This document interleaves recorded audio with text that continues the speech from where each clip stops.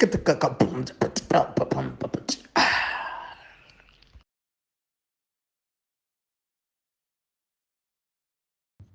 guys, we are back. This is African Frame Podcast.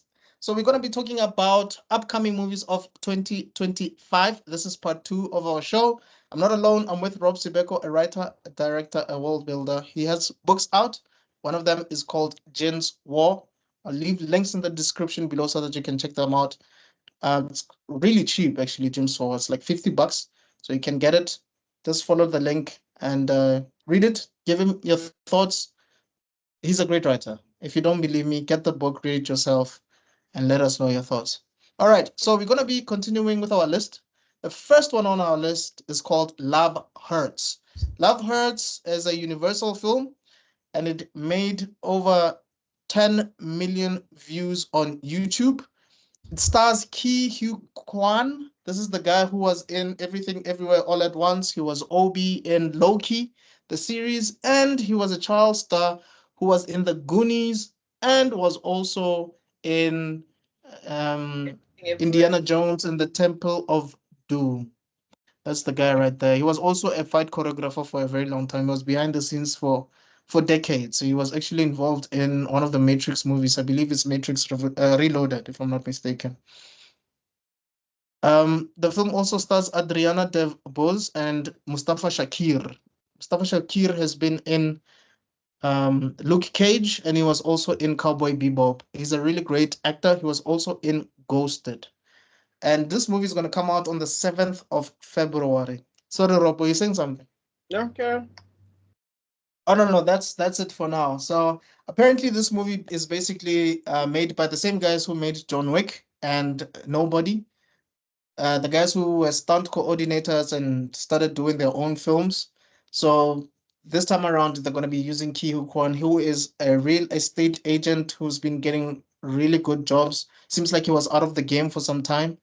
And now there was a lady who he rescued or saved from his brother. So now the brother is pissed off and then he wants his revenge. And it seems like now the lady is back in action and looks really, really good. Fight choreography looks really good. I don't really have much to say about that. It just seems like it's action-packed. We don't really know much about the character apart from the things that I've mentioned so far. But Rob, if you notice something that I haven't, you can let me know.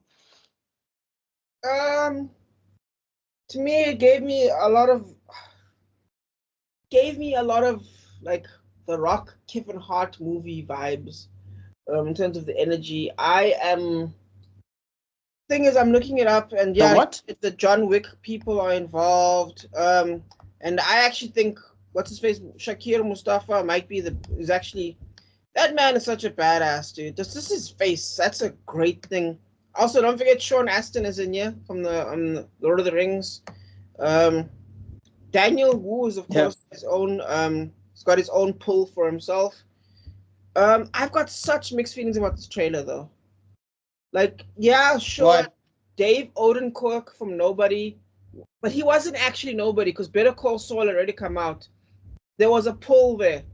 And don't get me wrong, this Ki Hugh Kwan has energy around him as well. There's a pull there to be, no question, no doubt. But to me, it feels like I'm watching a middleweight fight that's trying to be a heavyweight fight, if you understand what I'm saying. No, I get what you mean. Also, can he carry a movie? No, I'm not saying he's a horrible actor. He is a great actor, but can he carry a movie? I'm not sure if you're familiar with Matthew Lillard, the guy that played Shaggy in the Scooby-Doo movies, right? He said something quite interesting a few years ago. He said his movies suck when he's the lead, but put him with Freddie Prinze Jr. and all of a sudden he's great. Cuba Gooding Jr. A lot of juniors, but Cuba. Oh no! Sorry, Freddie Prinze Jr. You know, the guy that plays Fred in the Scooby-Doo movies. But don't forget the one with Cuba Gooding Jr., the romance one. Have you not seen it? Oh yeah, with Matthew Lillard. It's called What Love Is. It's one of my favorite movies of all time, directed by Maz Callahan, and it has Sean Astin in that movie as well. The guy that you just mentioned. Yes. I know that movie very well. Yeah. It's one of my favorite movies of all time. Yeah, he's right. You're actually right. Where that man as the side character playing a very different character to anything he's done before. Dude, he was an a-hole in that entire movie, bro. But I still liked him because he wasn't a cartoon character. Even at the end, when he's like, when he walks that girl, it's like, no, I'm going to open the door for you. I'm going to do all these things for you. You know what I mean? Right. Like, he was still, Right. he wasn't a full. I think his name was Sal. I think his name was Sal. Sal, yeah. Yes. Yeah. We're like, oh, dog, we could talk about that movie for 5 hours straight. I could talk about Bro, like we need to review. We need to review that movie, and we need to review another movie by Mars Callahan, the same director. Do you know who directed that movie? You see, in the movie, there's a guy who has a wife. His wife, I think, had something on her face. He's the one that actually talks about monogamy and he spells it out and talks about how. The smooth guy. He's the one that directed that movie. So he has another movie called Pool Hall Junkies. That's the movie that he did before this one. Okay, yes. And he's actually a professional pool player. And in that movie, he's actually the older brother of Michael Rosenbaum, the guy that plays Lex Luthor in Smallville. And they actually kind of look alike. So I get it. Yeah. But I think we should do Mars Callahan movies. I'm a huge fan. I didn't even know you know that movie, but it's definitely one of the movies that we need to touch on. Yeah. But I digress. Anyway, back on this. Fully understand. See, that's why, ironically, this ties to the previous one we did with, what's her name, that lady, Julia, where I think she can carry an entire movie, but I wonder if Hugh Kwan can carry an entire movie by himself. I loved him in Loki. I loved him in Everything Everywhere at Once. Even though I haven't watched it, but Julia Garner, sorry, there we go. I think Julia Garner can carry a full movie. I don't know if Hugh Kwan, because it looks like a Rock Kevin Hart movie. I understand there's cool action. It doesn't give me the same energy as Nobody. And to be fair, Nobody wasn't a masterpiece. I think these guys are great action people, but can someone please give them a writer? Yeah, because it seems like they're recycling the same concept. It's John Wick all over again, but this time around there's no Continental, there's no dog. It's just a salesperson. Last time is Mr. Nobody. Can we just have a completely different style? Like, just look at what A24 is doing. Yes, we know that the stuff is very deep, it's very dark, but it's different concepts, though. You know what I mean? Yeah. I miss old Hollywood where people used to mix this stuff up, where you got a cool action movie that had deep, dark stuff at the same time. Yes. You know what I mean? Mix it up. Can we stop taking a knife, cutting it through, and being like, okay, these intense concepts over here, and then cool stuff over here? Why? What's happening? Right. I don't feel anything with this movie. I just don't. It feels... And I think, going back to what you're saying, no? I think what people don't realize, I'll give an example with Terminator. What worked with Terminator in the beginning, the first two movies, is that it was action, but there was a horror element to it. Yes, absolutely. So that's the thing that I think other movies that came after were missing, right? So I think with these action movies that we're talking about now, like another co-host of mine would usually say, Pila, shout out to Pila, he would say it's a nothing burger. Yes, we know who he is. We know what he can do. But what's the plot? What's going on? Is he saving the same person that was saving? Okay, is he being saved by the same person that he saved before? That's it? Well, so we're going to be seeing that for 90 minutes? And it's so crazy because, like, I sometimes think about Terminator 1, right? Yeah. There was a story where they used a bunch of cool action to try to tell the story. Whereas here, it looks like a bunch of cool action that needs a bunch of story to tell the action. And if I'm being completely honest, that's how I usually feel like when I'm watching John Wick movies. There's great action there. Especially number 4 and number 3. What's John Wick 2 about? What's John Wick 3 about? What's John 4 about? Because it's just about bounty hunters that want to kill John Wick. That's it. He's not saying... You know what I mean? Because, like, think about, again, I feel like Terminator 1 is such an undervalued movie in terms of just... It's one of those movies you can actually think about when it's done. Because there's this general theme that's told of, like, what do you do when you're being chased by something that cannot be reasoned with? It cannot be stopped. And it cannot be stopped, it cannot be reasoned with. It is just a machine.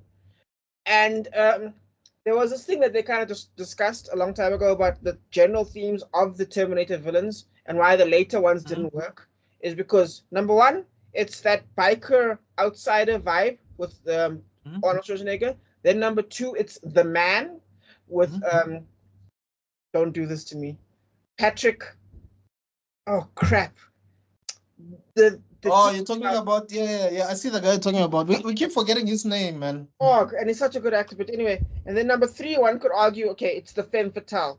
And then after that, those like key things were done, like these key elements were written, and then suddenly there was like, do whatever you want, do whatever you want, do whatever you want. Yes. And yeah, disgusting. And to me, this just feels cheap because it feels done, and it looks good, but it feels cheap. It looks good, but it feels cheap. Yeah, to me, this gives me the vibe of this is just a popcorn movie. You go there, you watch it, you forget about it the moment you get out. Yeah. There's nothing to it. It's not going to be long lasting. It kind of reminds me of these movies that these actors used to do in the early 2000s, whether it's Vin Diesel doing The Pacifier, whether it's Jackie Chan doing that one where I think he was babysitting some kids, kindergarten cop type. It's like those movies that you would forget easily. And The Rock, The Tooth Fairy. You know what I mean? Those are nothing movies. I see what you're saying. Those, yes. Yeah, like Are We There Yet? And all of that. Yeah. Those kind of movies. Yeah. I know there are no kids in this one, but it's just a movie that you would watch with teenagers, and that's it. Maybe teenagers might like it, but it's not a movie that will be in the it's not going to be like in the top 100 movies of all time list. And now that we've talked about actors, can we just talk about Mustafa Shakir? Because this man has got this intense face to him. He's got this deep voice. He's a good looking man. He's a good looking man. And to me, he's the new what's it? Blood Diamond. Digimon Hanzo.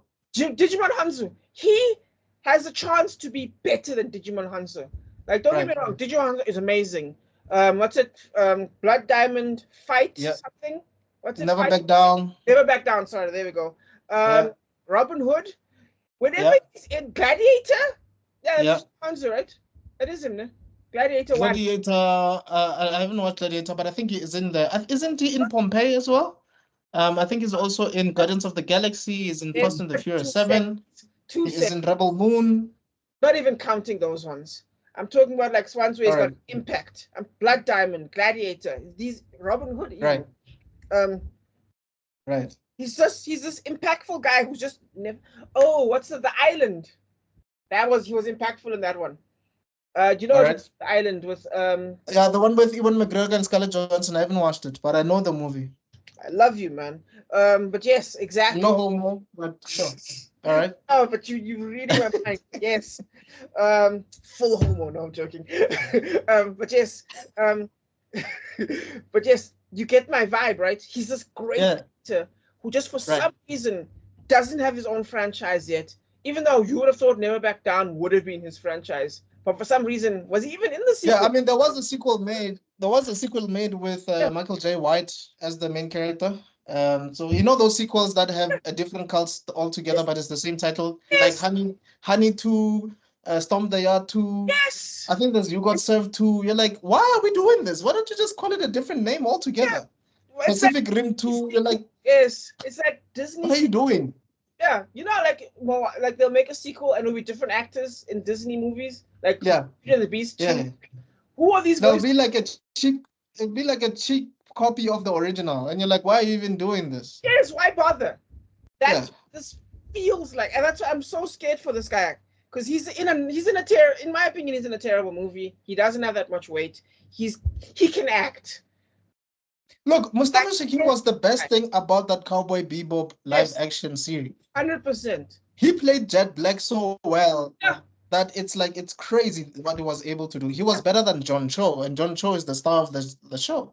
But anyway, going back to this, if Love Hurts is coming out in February, remember there's also going to be Ballerina that's coming out in 2025 as well, starring Ana de Armas within the John Wick universe. So it's the same people that are doing this. So basically what they're doing is they're going to be releasing 2 films in the same year, kind of like what the MCU has been doing, kind of like what Disney has been doing with animated projects. They released Inside Out this year, and they were also releasing Moana now, and now they're even releasing Mufasa. I mean, it's not a live action movie. It's 3D animated movie at the end of the day, Mufasa. You know what I mean? So I don't know if they are confident enough to be doing more than one film at a time in a year, but perhaps they were just taking a huge risk by testing the waters with this one before they release Ballerina. So if this one flops, they know that Ballerina might do well because John Wick has a cameo in that one. Yes. So we'll see how it goes. We'll probably compare the numbers between the two films and the audience scores and so forth in the future. So guys, stay tuned for that. And I hope that maybe we might be proven wrong. Who knows? Because some of these things are like lightning in a bottle. The things that we don't think will work probably work. You never know. It'll be the 7th lightning in a bottle, not lightning in a bottle number 2. This is nobody, but funnier. There was clearly right. Again, The Rock, Kevin Hart did this, in my opinion. But the thing about The Rock and Kevin Hart that a lot of people don't realize is they need, like, Kevin Hart needs another co-lead for any of his projects to work. He cannot do a project by himself. You need Will Ferrell, you need The Rock, you need Wesley Snipes, you need some Hannibal Buress, you need someone to be a lead with him, Tiffany Haddish, to make a movie work. Billy Cranston, not Billy Cranston, why? Bryan Cranston, sorry. Billy is a Power Ranger. So I don't know. Ke Huy Quan seems like he's the lead. He's doing this by himself. Yeah. So I think this we'll see how it works. Yeah, maybe it might work, maybe it might not. But I don't think it's going to push the needle forwards for anyone in this movie. No one's gonna go, wow, and then like that person will explode from here. This will not be a franchise. Right. This will not blow anyone up. It'll probably make its money back because we like these guys and we like their style. But it's like, what's his name? Vaughn? Yo, we took long on this one. Matthew. Who's Vaughn? Oh, Vince Vaughn. Kingsman guy, the director for Kingsman. Like you're right. It is Matthew Vaughn. You're right. You're on the ball. Kingsman style of directing. Have you noticed we don't see it anymore? Because it kind of drizzled out after like Kingsman 2. But that style of directing was kind of like Guy Ritchie style of directing, though. True. Especially for Kingsman. But remember, Guy Ritchie. So it could have easily been a Guy Ritchie movie. True, but Guy Ritchie's fights have never translated so well like Kingsman does. Like Kingsman's fights were that's true.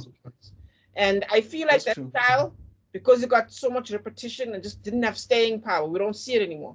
And I feel like these guys are going to end up putting themselves in a situation where their style of fighting that they direct is going to fall apart if they're not careful. Right. Same thing with the Raid. Directors for the Raid. Where are they right now? I mean, because remember. No, I get what you mean. People always associate fighting with dancing. Yeah, dance styles expire. Yes, that's true. So that's true. They need to be careful. But anyway, I feel we've gone long on this one. This was no, we definitely got long. I think we're just gonna be doing 2 of this episode. But anyway, all right, guys, check out Love Hurts. As I've said, this is a Universal Pictures movie. It has 10 million views on YouTube as of this recording. Stars Ke Huy Quan, Adriana DeVos, and Mustafa Shakir. It also has Sean Austin, as Rob has mentioned. This movie comes out on the 7th of February. So just before Valentine's Day, if you have some coins on you and you'd like to watch something about love, and you have a lady that might be interested in an action film, go check out Love Hurts. Come back to us. Leave a comment in give us your thoughts in the comments down below. All right, the next one. Bridget Jones Mad About the Boy. This is the 4th film from Bridget Jones that's coming out. The first one was Bridget Jones. Rob and I covered it last year. The second one is Bridget Jones Edge of Reason. The third one is Bridget Jones Baby. And then now the 4th one is Bridget Jones Mad About the Boy. It's coming out on the 13th of February on Peacock. And on the Peacock YouTube channel, it has 3.5 million views already. The film stars Renee Zellweger, as we've mentioned before. Colin Firth comes in, but he's a ghost in this. I'll explain later. We do have Hugh Grant coming in. In the previous one, it was implied that he passed away, but at the end, we actually see a newspaper article saying that he actually is alive. He's not dead. And some people from the previous movie, like from the first movie, they're coming back. Gemma Jones, remember we mentioned Gemma Jones in the first one as the mom, and the dad. I believe the dad's surname is Broadbent. That's like his real name. I forgot his first name. So the parents are coming back. You also have Chidwell Ejiofor coming in now. I believe he's like the teacher of the of the two babies in this movie. So he plays like a new love interest along with another gentleman. I don't have his name, unfortunately, on my notes here. But yeah, this is, what do you think, man? Bridget Jones. I have such mixed feelings because, again, I think I can't remember what score we gave it, but I gave it a really high score because I have a theory about female leads, right? Yeah. About what makes a female, because like, I almost want to call it the Goku theory. I'm still gonna suss it out one day. Of like, why is it that we don't get a female Goku and a female Ichigo and a female, you know what I mean? These like character types. Even Naruto kind of falls under the heading. And I was like, technically we do. It's Tina Fey movies and Bridget Jones. Yeah. But like, there's like, they kind of give the same energy, but obviously for different genres. And I was like, and there's the Sailor Moon as well, the She-Ra, there's Wonder Woman. Yeah, but they're not Goku. They're not thingamajiggy. You know what I mean? They don't have that energy that Goku pulls people in with. If you understand, don't think Sailor Moon has that energy? It has that popularity, but not that Goku energy. No one goes, I'm Sailor Moon, if you know what I mean. Like, okay, I hear you. Yeah. No one has that energy. And I feel like Bridget Jones in the first movie and in the second movie, it's such a masterpiece that she's got this unique characterization that happens that I feel like is almost a lesson in writing in and of itself. And I love Bridget Jones so much, it's crazy, right? Yeah, me too, man. And I'm scared. Let me put it like that. Because I have a mental image of how Bridget Jones would show, and they've clearly gone in a very different direction of like what would the life of Bridget Jones be. They definitely have. Because apparently the author of the books, I think we spoke about her in our review. Guys, check out our Bridget Jones Diary review if you need to get more content. Yeah, so basically what happens is it's like a page from her real life story. She, I believe, lost her husband, so that her husband passed away, and then that she wrote a book about Darcy passing away. So that's why in the beginning you do see Darcy, but then he disappears because she's ringing the doorbell. But then when someone opens the doorbell to greet her, we don't see Darcy anymore. So you could see like he's a ghost in this one. But Hugh Grant comes back. He is actually alive, and it seems like he's some sort of uncle, because they call him uncle. Yes, I saw that. I'm like, so he's still the picture, but she's not trying to smash. So that's interesting. And he's the same playboy that he was before. So I'm very curious. Yes, he seems to have matured a bit, which is a good thing. I mean, he's doing the girls with the big hair. It was a line. Oh my gosh. So I feel he hasn't matured fully. Let's put it like that. He hasn't matured. Yeah. So, but I think he has matured enough to know that Bridget chose Darcy over her. He's accepted. And it would feel a bit cheap if he was trying to if we were to try to make a move on Bridget after Darcy passed away. Like, to come on. Well, I mean, you know what I mean? Years later, to be fair, but no, I hear you. I 100% hear you. I agree with that. Yeah. It's so tricky because again, there are good things here, and there's also cliche things here, and I'm like, maybe is it me because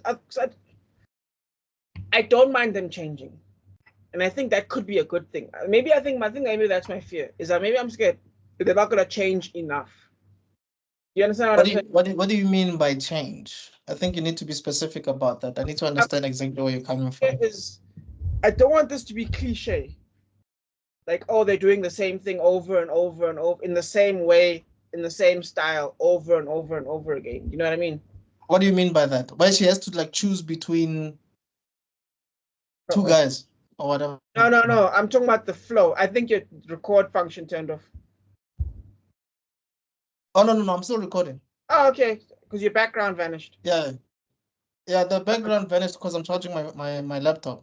Oh, okay. Yeah. It couldn't make the half an hour. That's fair. That sucks, man. I hate that when that happens. Cool. So sorry. We were talking about the style. You don't want the same thing to be happening over and over again. Yeah. But at the same time, let's just put it like this. I'm scared. I hope it does well. I've got my fingers crossed. I'm a big fan. Renee Zellweger is still beautiful as ever.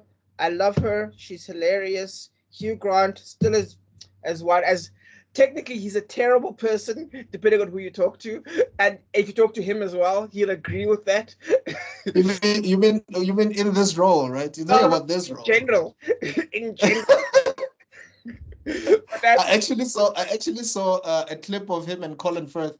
So Colin Firth was being interviewed, and then Hugh Grant just comes in acting like he's about to sleep or is bored or whatever, and then he keeps interrupting Colin Firth and whatever. And then Colin eventually just leaves the journalist. But then after he leaves the journalist, because they like this banter between them, they're like brothers. I think you know this by now. Yeah. So after he leaves, and all of a sudden Hugh Grant is saying like all these great things about Colin Firth. No, it's the best guy. Yeah, No, Hugh whatever. Grant, And he's serious. yeah. I think Hugh Grant thinks he's Such a like a troll. video game. Do you know what I mean? I think he's like a video game, and he's just doing the side features right now. Do you know what I mean? He's beat the game already, now he's just doing side missions. I love him so much. Yeah. So I am. No, he's amazing. I watched Heretic a few days ago, and I was in awe of his character. And I also watched The Gentleman as well, and I was in awe of what he was doing. He's so good in The Gentleman. Like and he's a completely different accent in there. He's playing such a weasel, but he plays it so well. That's one of the movies that we need to do that one as soon as possible. We need to review that movie as soon as possible. That is amazing. The year of Guy Ritchie, as far as I'm concerned. Yeah, for sure. But he's such a good actor, because there's this thing where like we're discussing now about, can this character carry a movie? Can this character carry a movie? You know what I mean? We're just talking about that. Yeah. Hugh Grant, without a doubt, can carry a movie. That's what we're talking 100%. about. Lawrence Fishburne, without a doubt, can carry a movie. No question. It's easy for them. Eddie Murphy can carry a movie. But these other ones, this is what we're talking about. Right. This is what we're talking about. This is what I mean by having it. And by the way, reneezelwegger can carry a movie. She's been carrying movies. She's on that list of people who can carry a movie by themselves. Yeah. Like her and Tom Cruise, those were two heavyweights. Yeah. That was Reneezelwegger, right? You're referring to Jerry Maguire, right? Yes, yeah.